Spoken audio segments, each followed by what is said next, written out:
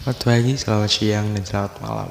Silahkan menikmati video berikut ini. Sebelum itu perkenalkan anggota-anggota kelompok kami. Halo semuanya, perkenalkan nama saya Nima Jesi Ardelia, biasa dipanggil Jesi. Saya berasal dari SMP 1 Yosef Denpasar. Halo, perkenalkan nama aku Ibel. Aku bersekolah di SMP Santo Yosef Denpasar. Halo, perkenalkan nama aku Kevin Yudianto dan aku bersekolah di SMP Santo Yosef Denpasar. Halo, nama saya Maula. Saya berumur 14 tahun dan bersekolah di SMP Santo Yosef Denpasar. Perkenalkan, nama saya Jafan Abdul Sradi, kelas 9B, nomor absen 14. Nah, setelah kami semua memperkenalkan diri kami masing-masing, kami akan memulai materi pada hari ini, yaitu puzzle kesebangunan dan kekongruenan bangun datar. Silahkan menikmati video berikut ini. Nah, setelah kita tahu apa yang akan kita pelajari hari ini, kita juga memerlukan alat dan bahan loh, yaitu setelah kita menyiapkan alat dan bahan yang kita butuhkan, langkah selanjutnya adalah menghitung dan menentukan tinggi dan lebar dari sebuah bangun datar yang akan kita buat untuk menentukan kesebangunan dan kekongruenan dari sebuah bangun datar tersebut. Nah, setelah kita sudah menentukan dan menghitung tinggi dan lebar dari sebuah bangun datar yang akan kita buat, sekarang kita masuk ke dalam proses untuk membuat bangun datar tersebut dengan ukuran yang sudah kita pastikan dan kita hitung sebelumnya.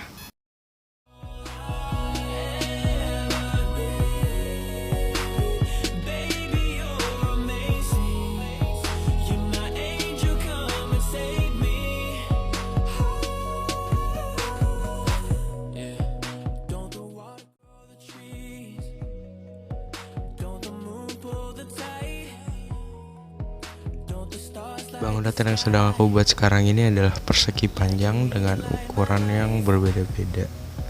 Ada ukuran yang besar dan ada juga ukuran yang kecil. Oleh sebab itu kita membutuhkan dua styrofoam sekaligus. Karena di satu styrofoam itu kita menggunakan untuk ukuran-ukuran yang besar, dan satu lagi styrofoam itu digunakan untuk ukuran-ukuran yang lebih kecil.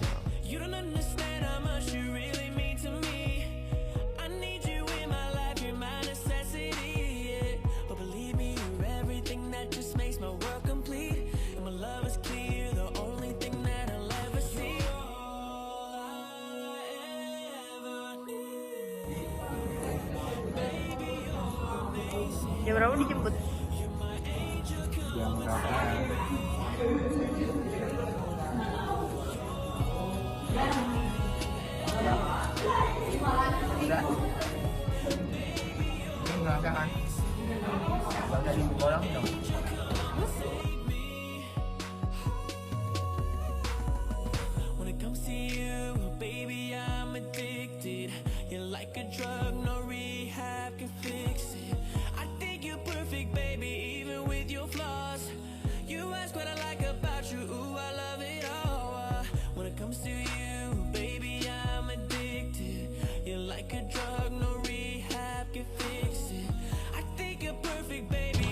Why do Ada Panampacan?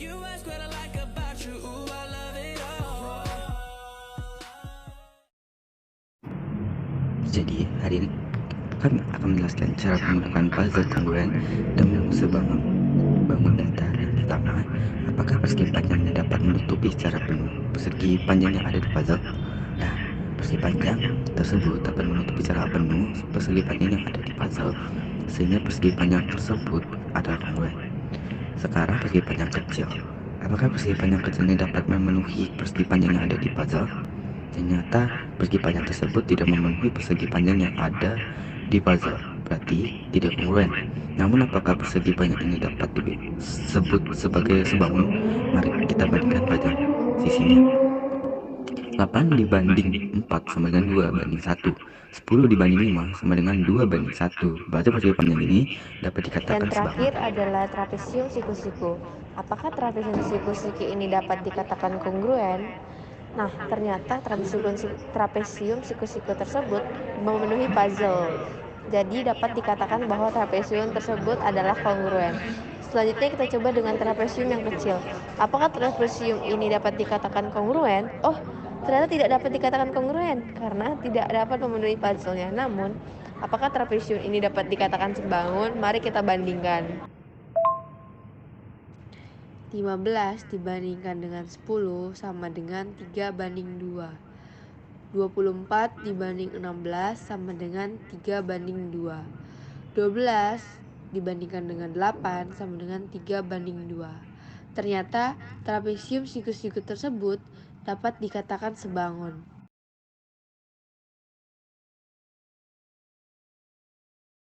Jajar genjang ini apakah kongruen? Jajar genjang ini adalah kongruen karena dapat memenuhi puzzle tersebut. Selanjutnya, kita coba dengan jajar genjang yang berukuran kecil. Apakah ini juga dapat dikatakan kongruen?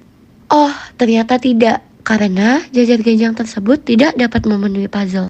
Namun, apakah jajar genjang kecil dapat dikatakan sebangun? Mari kita bandingkan. 8 dibandingkan 4 sama dengan 2 banding 1. 10 dibandingkan 5 sama dengan 2 banding 1. Nah, ternyata jajar genjang kecil dapat dikatakan sebangun.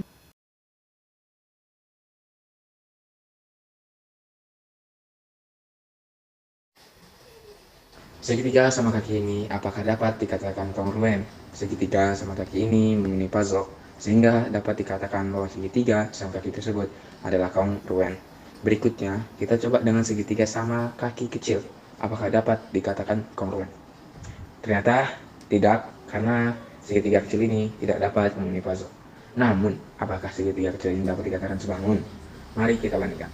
12 dibandingkan 8 yaitu 3 banding 2. 18 dibandingkan 12 yaitu 3 banding 2. Ternyata segitiga kecil ini dapat dikatakan sebangun.